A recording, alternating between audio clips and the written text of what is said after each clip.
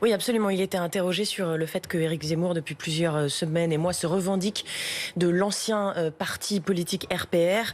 Éric Zemmour a commencé à le dire dès le mois de septembre, dès le mois d'octobre, en disant je suis le candidat de ce qu'on appelait avant le RPR, c'est-à-dire le Rassemblement de la droite populaire bonapartiste gaulliste, pour citer encore une fois Éric Zemmour, et interroger encore une fois sur cet héritage revendiqué par Éric Zemmour.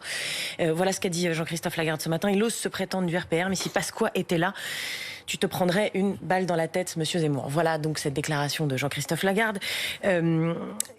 Pour vous refaire un petit peu de contexte, Charles Pasqua était un membre du RPR, ministre plusieurs fois, mis en cause dans plusieurs affaires politico-financières, condamné 2 fois, relaxé 4 fois, mais dont la réputation était assez sulfureuse. Et c'est effectivement ce dérapage de Jean-Christophe Lagarde, évoquant donc cette ancienne histoire du RPR, mais c'est surtout le mot qui est utilisé. Et si Pasqua était là, il te mettrait une balle dans la tête.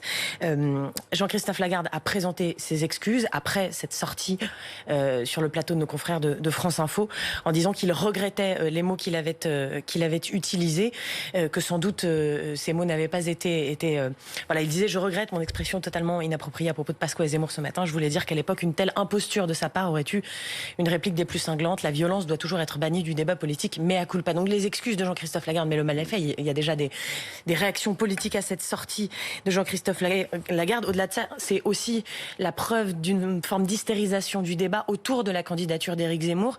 Il y a déjà des mots très forts qui ont été prononcés par différents responsables politiques à l'encontre du polémiste, mais là, on atteint quand même un sommet dans les déclarations politiques, exactement, malgré les excuses de Jean-Christophe Lagarde. On cherche à savoir si Éric Zemmour portera ou non plainte. On le verra, mais en tout cas, dérapage très sérieux de Jean-Christophe Lagarde et les excuses donc de cet homme politique à l'issue de cette déclaration.